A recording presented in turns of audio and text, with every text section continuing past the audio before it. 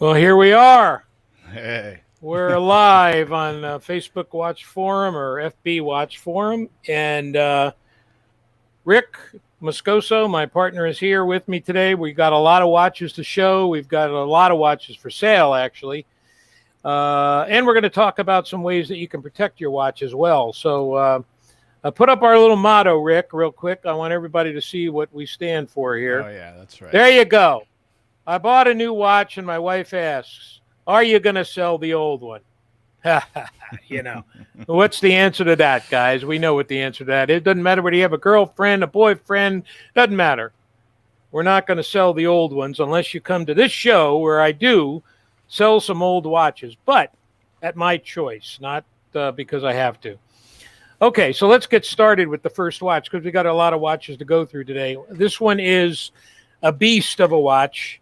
It is an Invicta Corduba. It is it's a giant watch. It's at least a 54 millimeter watch. I don't wear it anymore, but as you can see, it works perfectly. It has a gray dial. I don't know if we can get a close up and get me out of the picture, Rick. There you go. It's got a gray dial with gray vulcanized rubber and gold center links and a gold case. It's probably about at least a 21, 22 millimeters in thickness. It's got a giant crown that just comes right off. And we'll show you that. There it is right there. So it's got the crown protector, similar to what Invicta used to use to make, or may still use to make Russian divers. This is a Corduba. Again, a giant piece. It's about 54 millimeters in, I mean, it's 54 millimeters of real estate on your wrist. And again, it's a very thick watch. It does come with a dual deploying clasp. Okay. Now, I know a lot of people don't like gold watches, but I think it's tastefully done in the sense that it matches with gray, and I think gray and gold really look good together. So it's not a totally all gold watch. So if you like a beast of a watch, if you like something that's really going to draw attention, and you want a watch that is going to take up a lot of real estate on your wrist and is good and chunky on your wrist, you might want the Corduba. This is for sale for $60. So it's hard to go wrong. You can see screws instead of friction pins are used in the links. And of course, on all the watches, I do have to pay for shipping. So whenever you buy a watch, just add about $14 onto the price of the watch for the shipping. So I'm not going to talk about the shipping except to make announcements generally during the course of the show. But the price of this watch is $60, and it looks virtually brand new. So there's our first watch of the day, a Corduba. Yeah, and folks, you can, if you're interested in any of these watches, go ahead and drop either a direct message to Bill on this channel, or you can send him a message via email at fbwatchforum@gmail.com and correspond with him that way. Yep. Okay, let's go to our second watch, and that's going to be another Invicta, and this is a limited edition. It's the very first watch that Invicta ever made that they put the SW500 in, and it is specifically number 595 out of 2300. Here you see the back of it. If we can get a close-up of that, Rick. And it is the Lupah Revolution, all black with mother of pearl subdials, the SW500. I've had this watch for a while. I wore it yesterday. I really debated on whether I was going to sell it or not. But I'm going to put it up for sale. And with the SW500, I'm going to ask for $400 for this watch. So It's one of those deals where I feel like I'll price it the way I want to, because if I don't sell it, it's not going to kill me, because I still like the watch. But if somebody wants to pay me that money, and I'm not saying it's not worth that money, it certainly is, I think. But if somebody wants to go ahead and pay that money, then I'm willing to sell it. And don't forget that it's got diamond hour markers. So you can see the diamond hour markers right there. It's got mother of pearl. It's got black ionic plating. It's a chronograph. And it's got the SW500 with day and date. Okay? And it's a limited edition. So that's our second watch for sale, the Lupah Revolution. And there's only one of them in today's show. So that one is our second watch. I want to show you this watch. I was talking to Rick before the show about this watch. I really debated on whether to sell this watch also, but I've got to try to pare down my collection somewhat. And this watch is a red line made from the cousin of Swiss Legend. Swiss Legend was the parent company. Red Line, they say red line because of the red. They usually put red, cover the entire crown with red. This is a Miyota automatic movement. This is a workhorse of a movement. It's about a 45 millimeter watch. Completely automatic. Works perfectly. I love this watch. It's got silicone rubber, so you never have to worry about it breaking like with the Invicta hard rubber that they use. And there it is. It's the Miyota 8015, I believe. And there it is. It's got a date and a red second hand. It's got a unidirectional rotating bezel.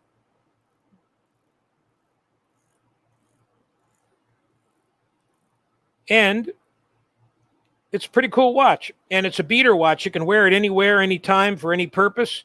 It's all rose gold case with a black dial and Arabic numerals on the hour markers. And this watch, $50. $50 for this watch. Go try to buy this watch in the store. And listen, I really do hate to sound like a salesman, but I have to be honest with you guys. You go try to buy this watch in the store or go on a website and see what you're going to pay for it. You're not going to pay $50 for it. Now, this is a used watch, but I hope by now you know that my used watches are kind of like new. I try to keep them like that. So anyway, that's the Miyota, and it is, let me see here real quick if I can pick this up and get some more specific information. This is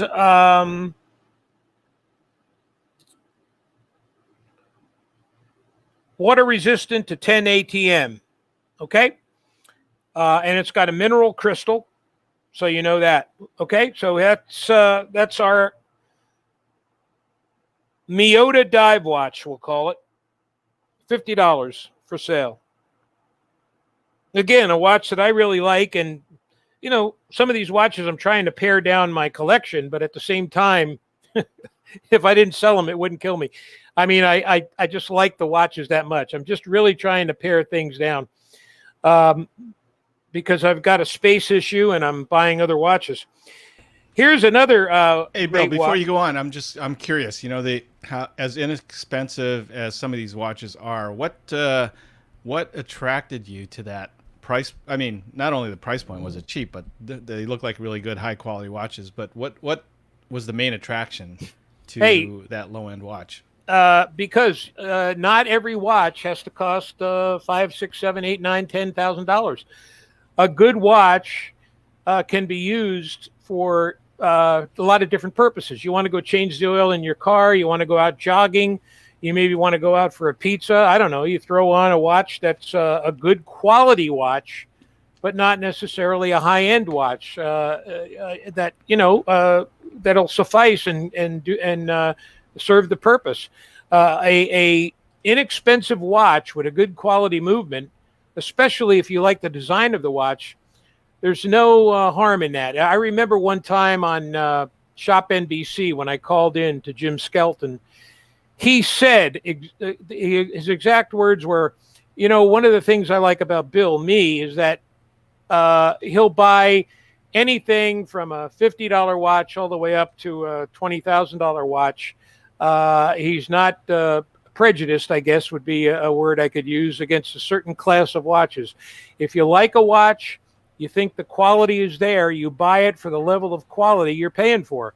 So yeah, you're not going to get as good a quality in a less expensive watch, but it doesn't mean it's not a nice watch. It doesn't mean it doesn't have good quality to it and will serve the purpose. So that's it in a nutshell. This is a Swiss Legend, and you can see it has a tachymeter on it. It's really cool. I liked it because it's kind of got the olive green hour markers, a rose gold bezel, and it's got some unique, you kind of see the spin wheel subdial, which I think is kind of cool. And another watch that I'm selling for $50.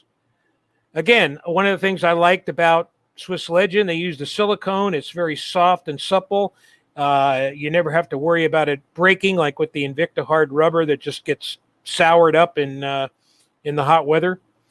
But there you can see it's got a beautiful, clean white dial, and it's got a tachymeter scale around the outside of the rose gold bezel. So a good quality watch, you know, and it's and you can see,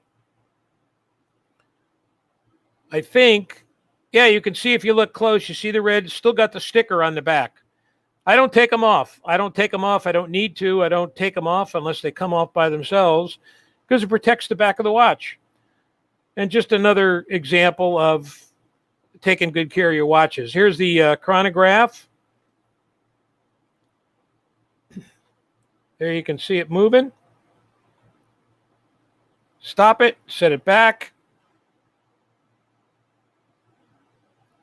So it is a great little timepiece. Let's go to our next watch, because I want to move through some of the, since I have a lot of watches today, I kind of want to move through some of them rapidly so I can get to some other issues that I wanted to discuss with you. Let's put that guy back, and let's go to another watch I have for sale. This is a gold and black watch. This is a Renato. It's got the vulcanized rubber around the dial. This one is a quartz watch with the ETA G10. You can see it's a chronograph. And you can see that it's got a, if you look very closely, a carbon fiber dial. I hope you can see that. And it's got gold subdials. And again, the vulcanized rubber center links. Dual deployment clasp. And of course, as you know, Renato uses screws and not friction pins on the links. There it is, Renato Collezioni. Again, all my Renatos are when Daniel Mink, the original owner of Renato, owned them. I don't own any Renatos since he sold the company. And again, I'm not saying those watches are not of good quality. I just don't own any. Because the Renatos I have are the ones I want to keep, I'll keep, and the ones I want to sell, I'll sell. And this one is one that I sell. It's about a 46. It is a 46 millimeter case, and about 13 millimeters in thickness. A nice chunk of real estate on the wrist. I notice I haven't been showing the last couple watches on the wrist. So if anybody has a suggestion or a comment about a watch I've already shown and they do want to see it on the wrist, let me know and I'll put it on. I was just wearing another watch today, and I just took that off so I could put this Renato on the wrist, and you'll be able to get an idea of what it looks like on the wrist there. Again, I have a 7.5 millimeter wrist. It's a 46 millimeter case. Okay. And that Renato is $70. I think it's a great deal. You get a Renato that's in great working condition. You got to grab it if you can. There's one more sister Renato just like it I'd like to show. And that one is a striking. By the way, the last watch was a wildebeest. This is also a wildebeest, 46 millimeter case, 13 millimeters in thickness.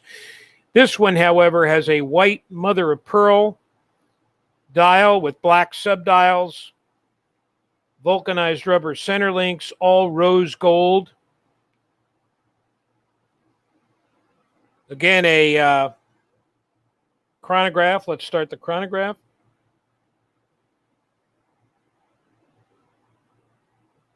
Remember, you always stop and start the chronograph with the upper pusher. The bottom pusher is to reset. Never push the bottom pusher to try to stop or start your chronograph.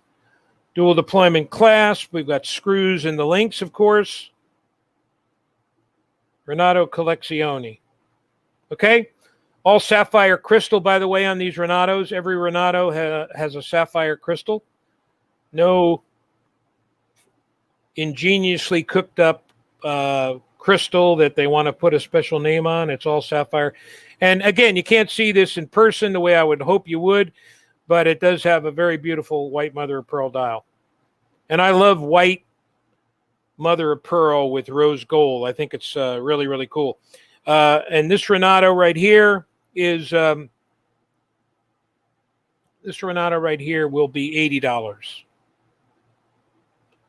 Okay, let's go to a really cool watch. This watch, I'll tell you, this watch, they don't make this watch anymore.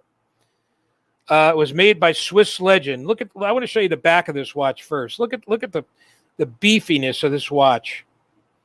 Got a double deployment, okay? You open up the clasp, then you press the two pushers. It opens up, solid 316 stainless steel.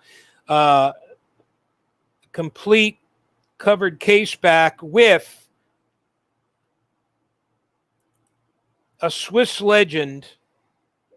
Now, hold on. This is a great... Look, first, I don't know where to start. Look at the dial first. I mean, the dial is so cool.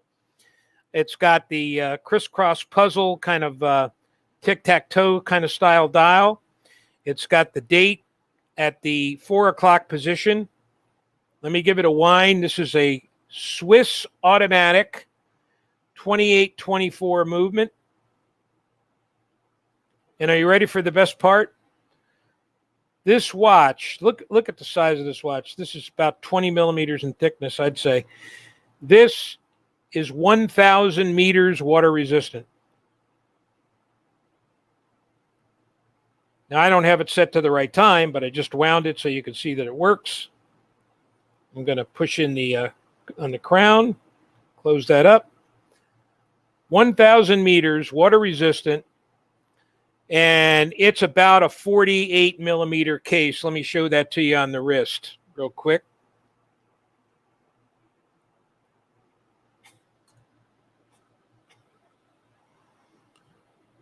Look at that, 28-24, 1,000 millimeter diver. And there you can see it, Swiss automatic, 1,000 meters. It's a beast and a really beefy watch. It just is a real solid, heavy timepiece. And I'm selling it for $150. Swiss automatic, Swiss Legend. They don't make these watches anymore. They made them in 4 different colors. I have one in red and one in white. I'm not inclined at this time to sell the white one. But I've got a lot of red dial watches, and this is a good quality watch, and it's big, and I typically don't wear this size anymore, and I figure somebody out there ought to have this watch. I'll show it to you. Look at this. I mean, there's not a mark on it, not a scratch on it anywhere. Just a really gorgeous watch. Great Swiss timepiece. And I want to say a quick hello to Kimon and Michael and Sam. I really appreciate you guys checking in. Sam, I smoked that Cuban yesterday. It was wonderful, and I thank you very much. Okay, so let me move on to the next one. And this one, by the way, that you got that, Rick? That one is the Swiss Legend. That's $150. Okay, this one is a diamond watch, and I've been asked about this for a long time. I swore I would never put it up for sale, but I decided to do so because I have one in gunmetal. This one is in black ionic plating. It is a Renato Beast 2824 automatic movement, all Pave diamonds against the striking black ionic plating. With some rose gold accents you can see on the screws.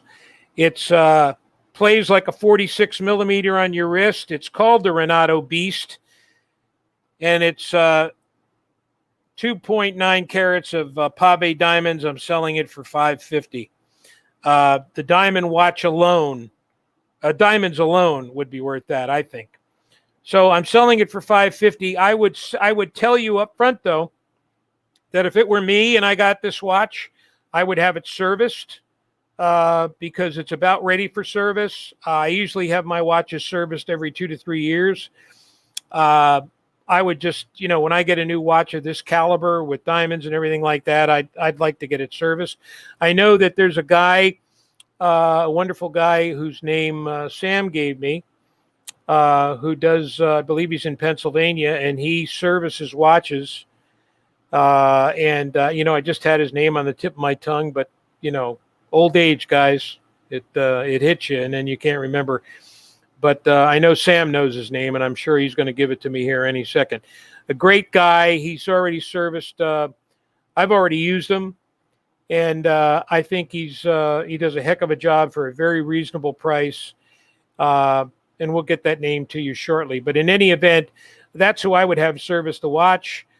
Black ionic plating, 2.9 carats of Pave diamond, and you can see in the back the see-through case, sapphire crystal, and I believe it is 244 grams of pure stainless steel, 2824 movement, and it is 10 ATM. $550 for that Renato Diamond Beast. Great looking piece. Okay, let me show you a watch that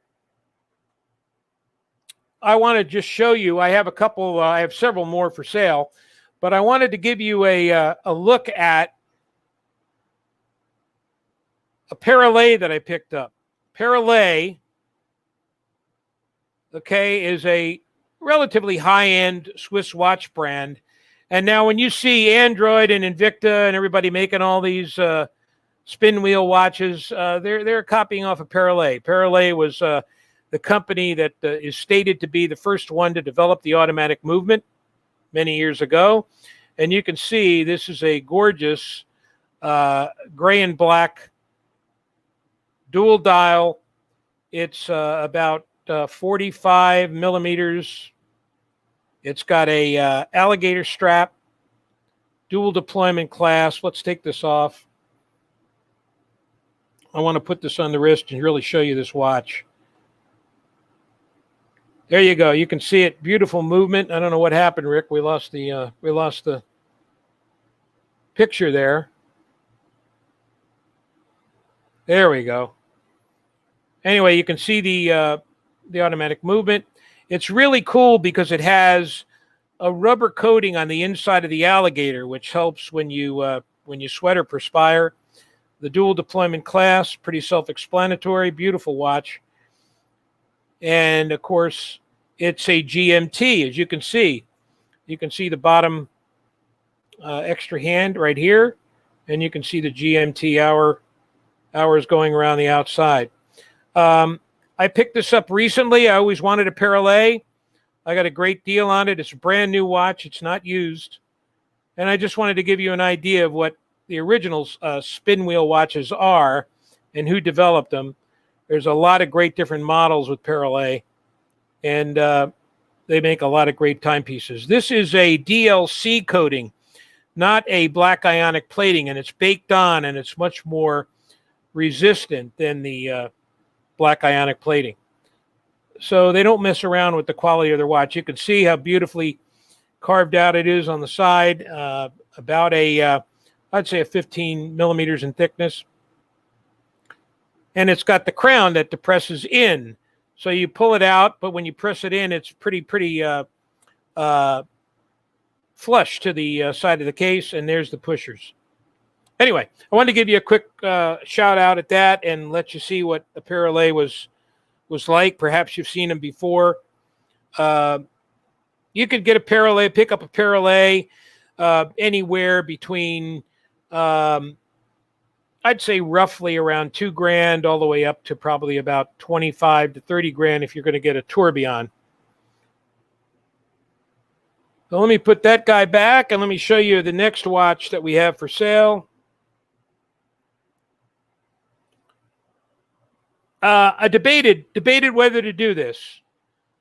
And Sam will know this because he knows I have an affinity for Chase Store watches. But here's a Chase Store, excuse me, 2824 automatic. Look at that watch. It's about a 47 millimeter case. It's got beautiful blue mother of pearl. And they were one of the first manufacturers to combine blue, a blue MOP with rose tone case. And you can see it's got a black bezel as well. It's got black ionic plating around the outer links. It's got rose gold on the center links. And let's open this up, the deployment clasp. You can see the 2824 movement inside. I want to see real quick here, automatic Swiss movement, water resistant, 100 meters, and it is a limited edition. It is, wow, it's number 2 out of 500. This is number 2 out of 500 on the back of the watch. And I'm going to put this on the wrist and show it to you.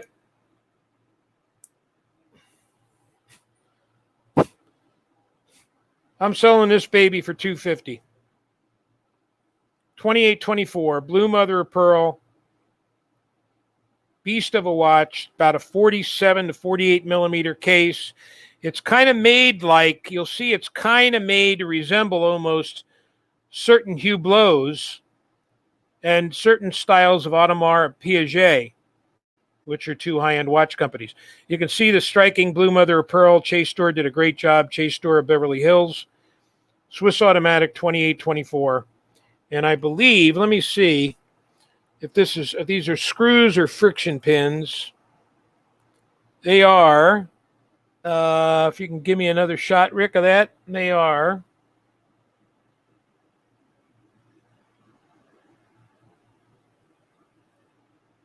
I believe small screws. Anyway, that's it. It's a Chase Store. Blue mother of pearl, 2824 automatic. Rose gold black with a blue MOP. And how much was that one, Bill? $250. $250. Okay, let's go to our next watch.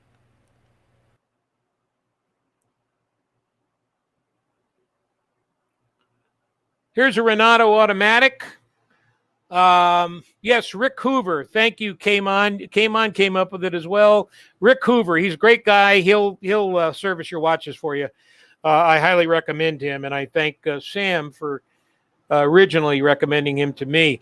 This is a watch I got. I remember I was in a winery in Northern California doing wine tasting, and I got a lot of compliments on this watch.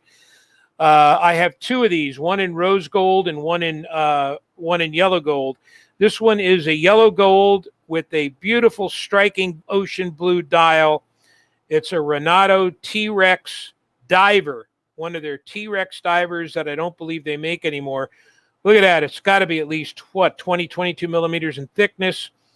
It's an official dive watch. It is got a combination of blue carbon fiber, as you can see, with a chronograph dial and a date at the 4 o'clock position. It is a quartz watch, and of course screws. I got to tell you, this wasn't a cheap watch, but I'd sell it for $125. It's in perfect condition,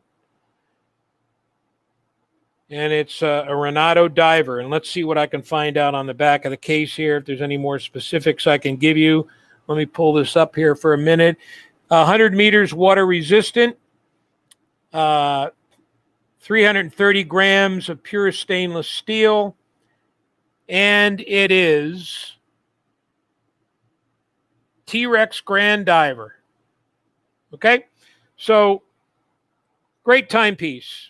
Really striking with the yellow and blue bezel, the yellow and blue dial, yellow 8, as you can see, at the 8 o'clock position, and blue carbon fiber chronograph watch.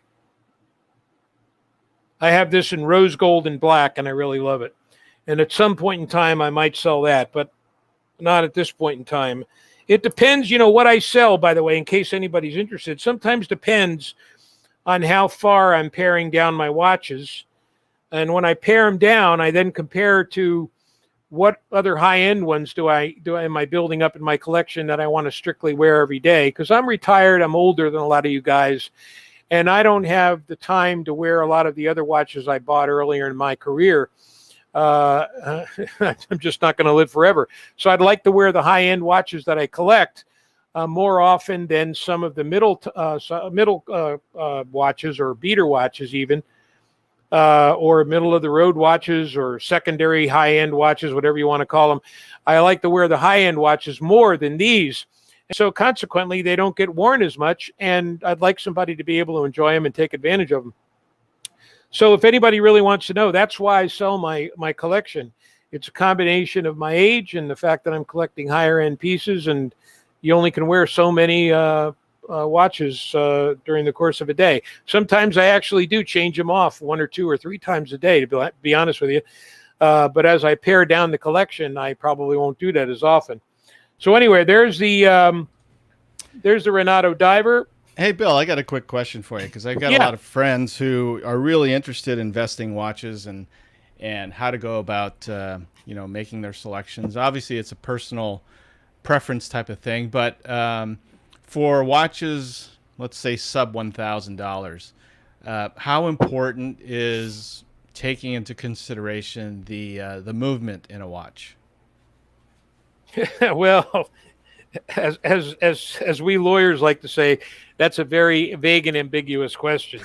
But let me put it to you this way. A movement is only as important in a watch as you deem it to be.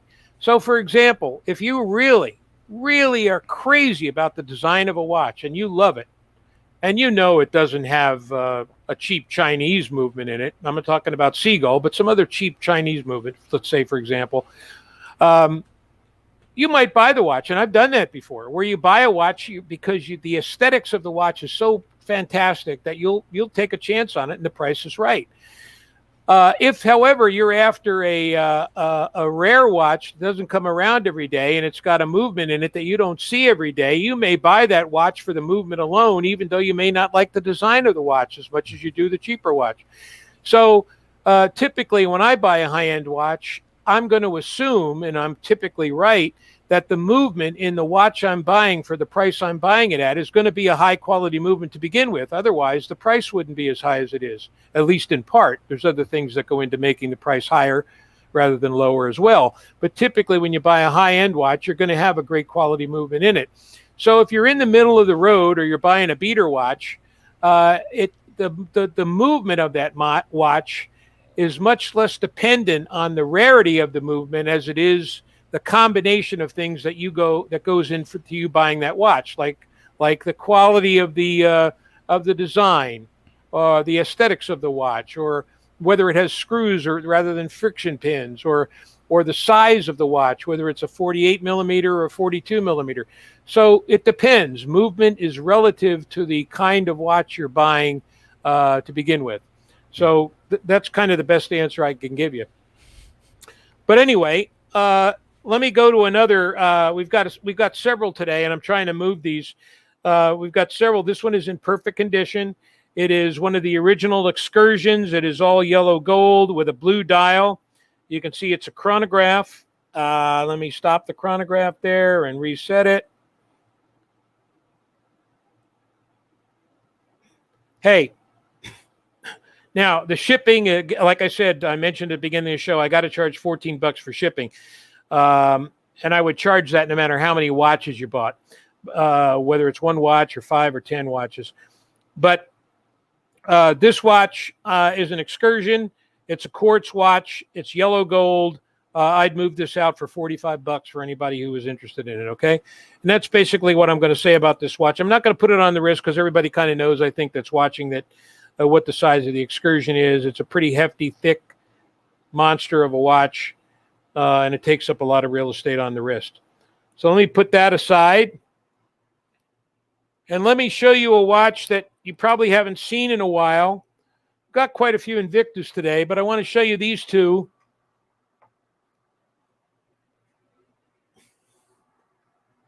And I think Invicta got smart on this watch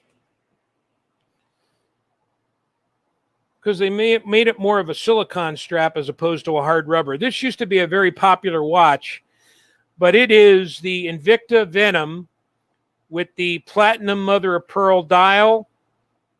Okay. You can see it right there. Chronograph. There's no way I can wear this watch. And you can see, you remember if the discussion about the lugs, and on a bigger wrist, it might bother you. I don't know. But you can see the platinum mother of pearl. I'd sell this watch for $60. It's almost brand spanking new. It isn't brand spanking new, but it looks brand spanking new. And you kind of know what that Invicta looks like. Let's see what it says on the back here. So I can give you an idea of what specifics might be on the back. Reserve collection.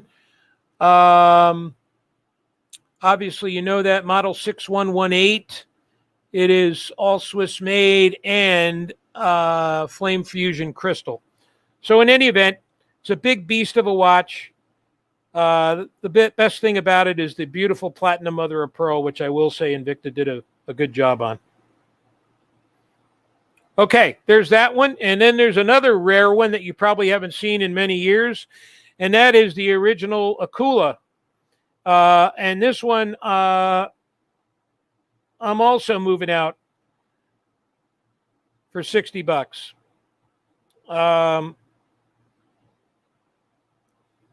You don't have the problems with the strap on this one because this is an all-leather strap. It's not a rubber strap. It won't break.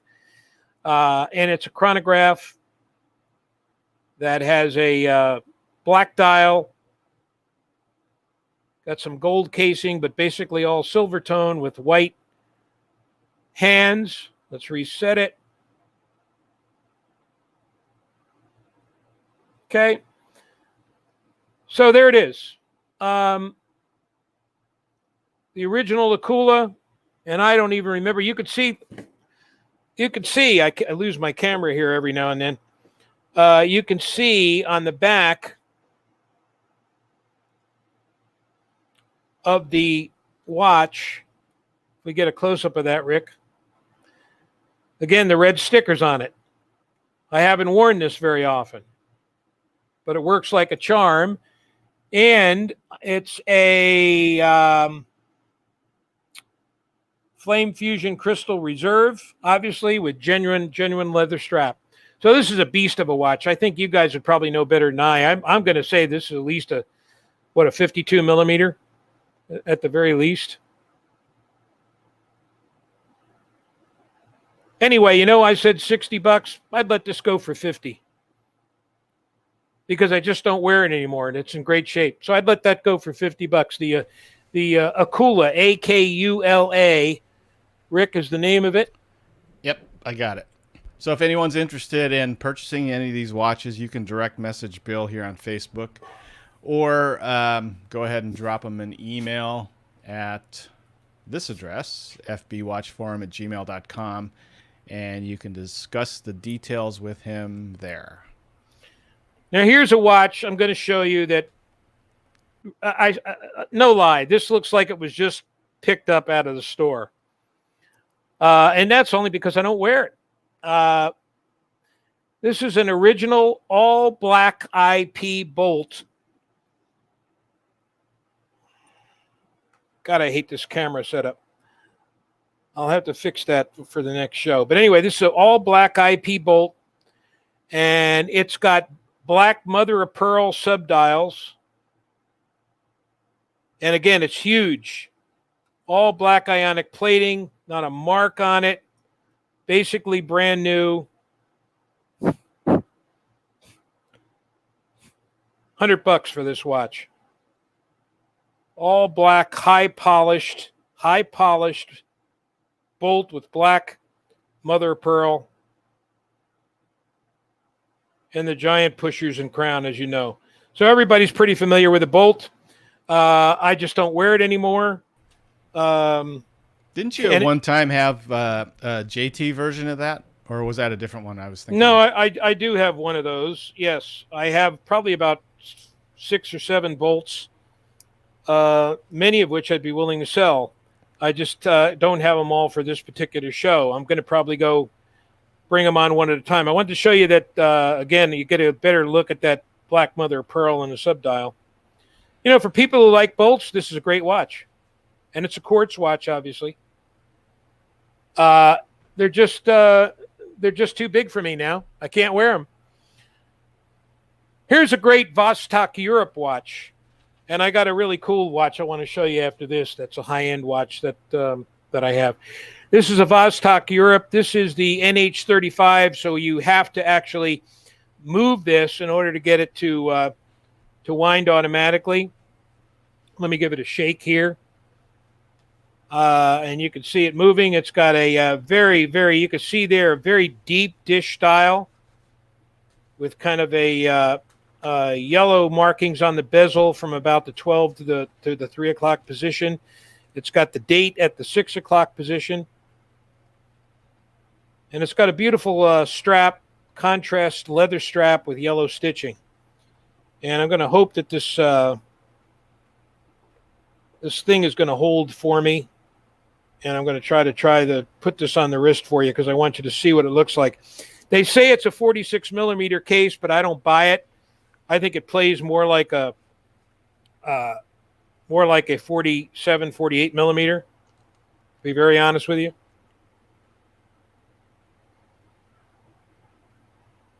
Let me grab this, put it on the wrist. You guys know Vostok Europe. They have various clubs or groups online, I believe.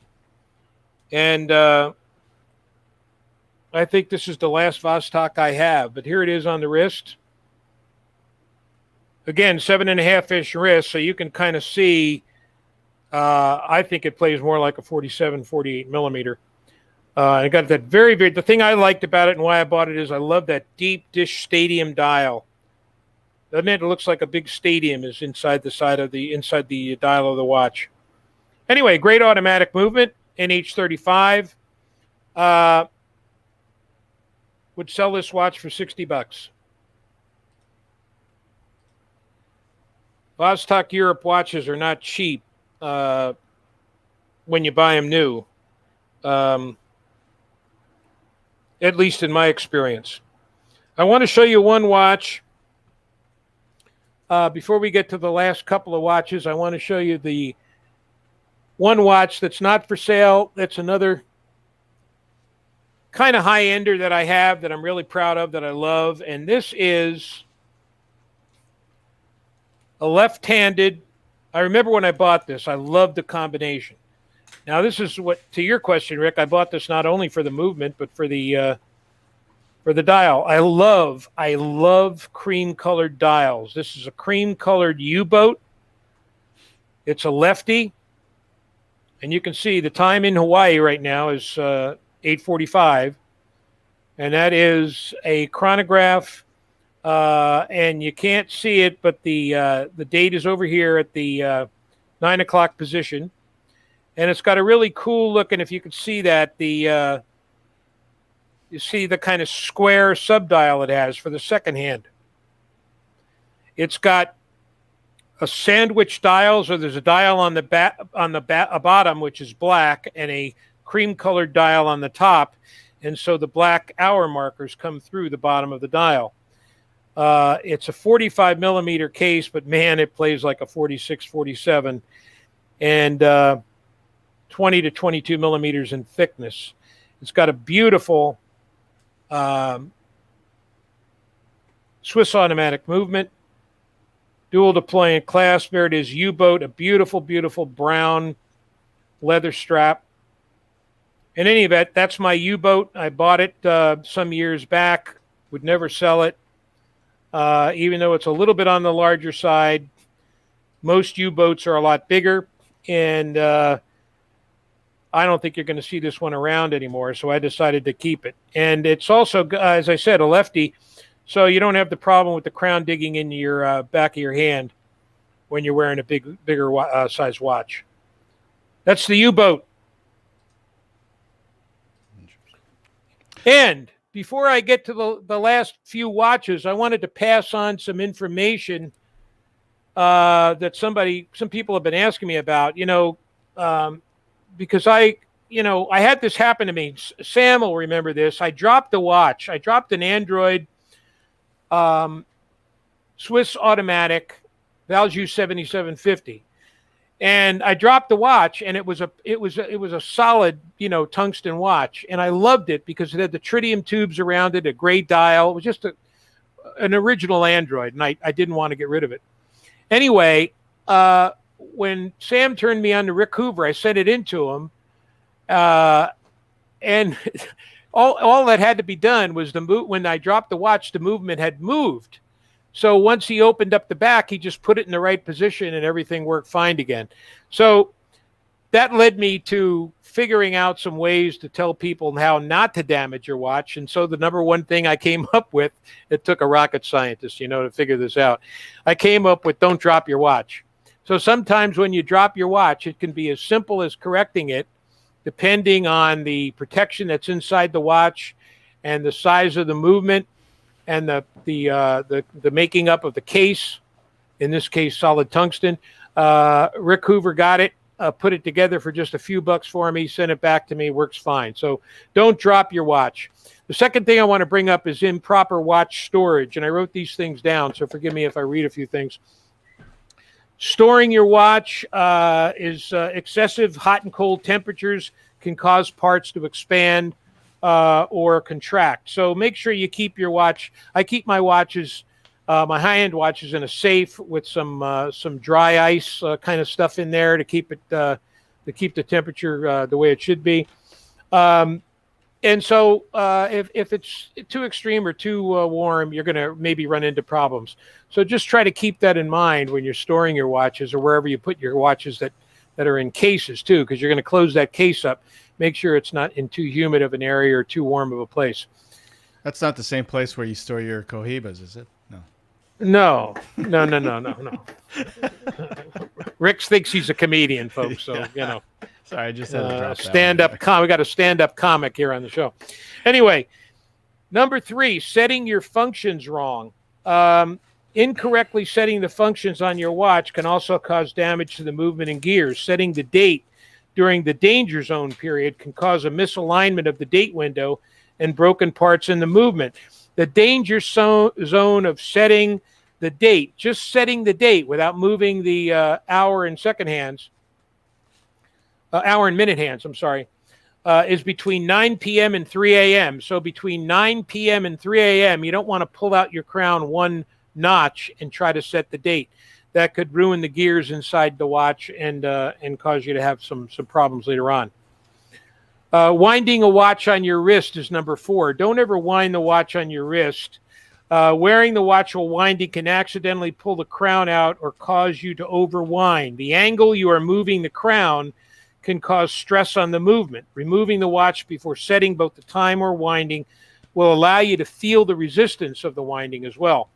So make sure you try not to wind your watch while it's on the wrist. That's after all, that's getting pretty lazy if you have to do that.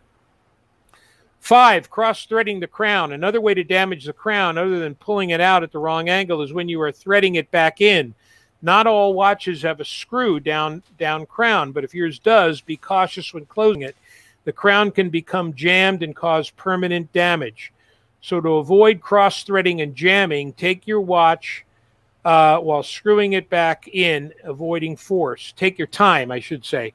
No pun intended. Take your time screwing in the crown. Very easy, nice and easy. And the same thing when you wind your watch. You know, when you're winding a watch, you don't have to race it around. I mean, these things are made very, and made to very strict specifications, and they're put in that watch for a reason. So, you zipping around is not good for the watch. Just nice and slow. Take your watch and wind it around to the time you want. Believe me, you're going to add years of life onto your watch. Number 6, using the chronograph underwater. Starting the chronograph underwater can allow water to enter the case. That's all I'm going to say about that. You don't open up your crown and try to operate your watch or your chronograph in some fashion while you're underwater. Use the rotating bezel while you're underwater. That's the whole point of that. Number 7, incorrectly aligning the pushers. Along with adjusting the crown properly, you always want to make sure the pushers are aligned. These are usually found in more complicated watches, including perpetual and annual calendars. In a perpetual and annual calendar, where you never have to set the time except maybe once per year, of course, it's going to be a more expensive watch anyway. Take your time, in other words, when you're using these features on your watch. And finally, number 8, exposing your watch to magnetic fields. A magnetic field may seem like an unknowing culprit.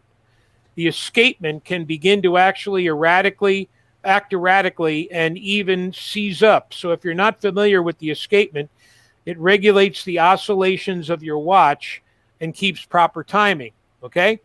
Back and forth, back and forth. Avoid putting your watch on radios, speakers, electronic devices such as cell phones and tablets. That's a great way to avoid to damage your movement. Some watches are specifically designed for high magnetic fields, and they're usually higher end watches like Rolex, Omega, and watches of that nature. So be careful. Take care of your watch, and it's going to last you a long, long time. And so those are some helpful tips. A couple more watches to show real quick. This is a great watch. Hey, Bill, before you get into that, we have a question here from Ludwig. Is there a list of watches offered? Because he joined late, and the answer to that will be yes. We'll post that in the comments after the episode is done. There are about 15 or so, 16 watches or so that we'll have listed. Once I get together with Bill and post episode with the models, confirm the models, we'll have that posted in the feed here, so you'll be able to see it. Yep, you got it. Thank you, Ludwig. Okay, so we have a watch here that kind of a Bill, we lost your other camera feed. You did? Yeah. Okay, I don't know why that is, so I'm going to have to use the big camera to show this watch. Okay, this is a Swiss automatic Valjoux 7750 500-meter dive watch.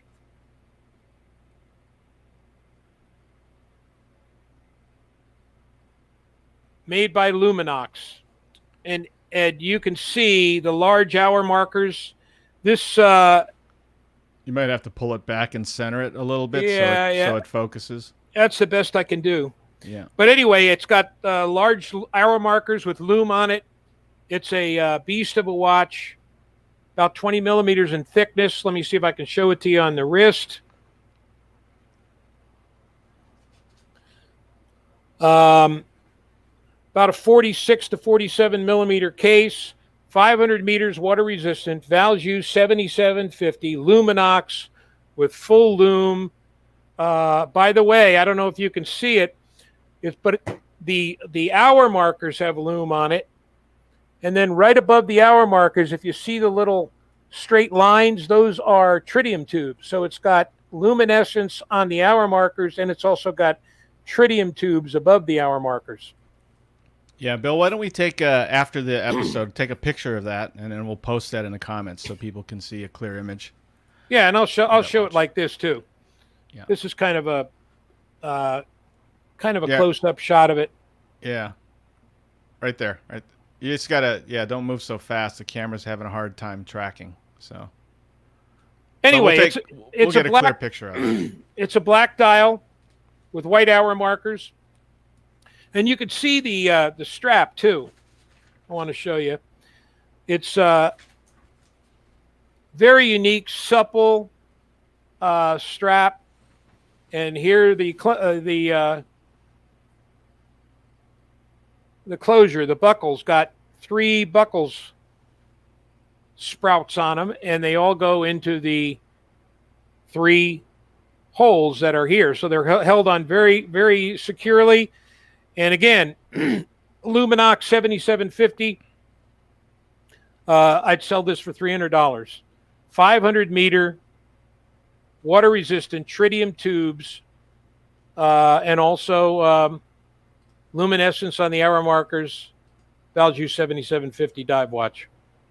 Okay, that's that one. And we have, I think, one last watch to show today. And this is not a watch that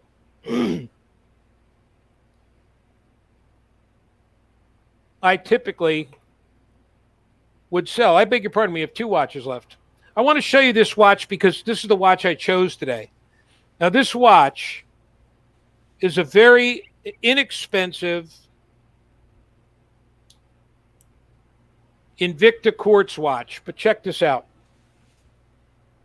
I wish you could see. The glare is just, let me see if I can close this light up a little bit. The glare is just, I wish you could see it. This has the most gorgeous gray mother of pearl, along with a blue second hand. You know what this watch must have cost me $80, and I wouldn't sell it. Now, Rick, going back to your question, here's a watch with a very inexpensive quartz movement in it. It's a very inexpensive watch all around, but it's got the most gorgeous gray mother of pearl I've ever seen. And I use it as a beater watch, even though it looks brand new. It's got really cool kind of green, tinted green hour markers with the blue second hand and the gray mother of pearl. I wish I could have shown you this up close on the phone camera, but my phone conked out for some reason. Now, Bill, you use the term a couple. Well, before I ask you, how much was that one? I think I said if I remember correctly, I paid around $80 for this watch. If my memory serves me, it's been so many years ago. But now you got a better idea of that gray mother of pearl. I think you can see it a little better. Yeah. But it's gorgeous in person. And it's there you go, Rick. Thank you. I mean, this watch, I mean, lo and behold, I wouldn't sell this watch. I mean, I like this. That's how much I like it. This is a watch, probably one of the least expensive watches I ever purchased. It was made when Invicta was making better quality watches. It's a 200-meter dive watch. There is the blue gray mother of pearl with the blue second hand. So you ask about movements, Rick, and when do you buy a certain watch? There's something that goes right to the conversation I told you I had with Jim Skelton. Mm-hmm.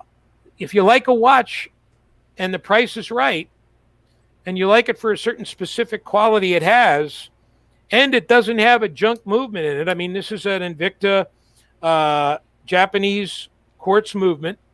Then you buy the watch. And that's what I did. I wouldn't sell this watch. And if I did, I'd sell it, believe it or not, for more than the $80 I paid for it. And that's something I never typically ever do. Okay, last watch we got. And that is the original. And again, we had quite a few gold watches on today, but this is another gold watch. But the difference is it is the original Lupah, when they made the Lupahs round, okay? And it's hard to see with the glare. Let me see if I can close this up here a little bit. You've got a blue dial with gold subdials, and you got that very unique, really cool bracelet that they used to make with the original Lupahs. It's about a 40, they say it's a 44 millimeter case, but no way, it plays more like a 46. There you got a better shot of it. Sorry about the camera work. We'll fix that next time. Original Lupah. This is the original Lupah, okay? And this is model number 3214. Water resistant to 200 meters, so it is an official dive watch. All stainless steel Swiss chronograph movement. And this is when they were making them with sapphire crystal. So, great watch. Again, I think this watch is more of a collector's piece. I think I could get more money for it, but I'd be willing to sell it for $60. Again, only because it's a great watch and I won't wear it anymore. I've got too many others. How big did you say that was?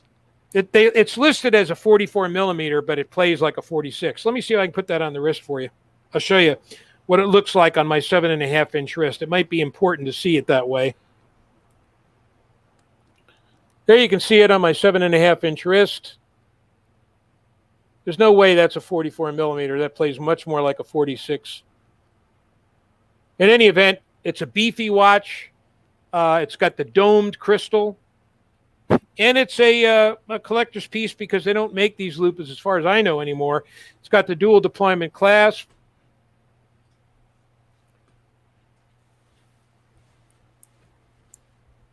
And I remember when we all used to wear these Lupahs way back when. They made them on a lot of different designs. But the original round Invicta Lupah. And I think that's going to do it for today's show. So we've had a number of watches for sale. We've showed you two high-end pieces this week, which was the Parallel and the U-boat.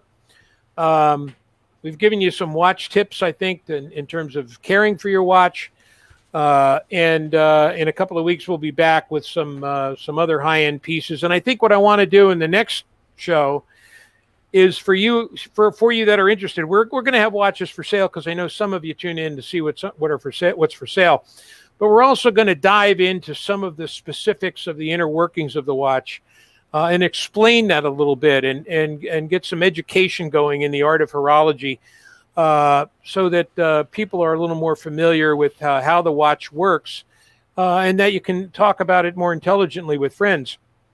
Some of you might not care about that. Some of you may already know some of that stuff.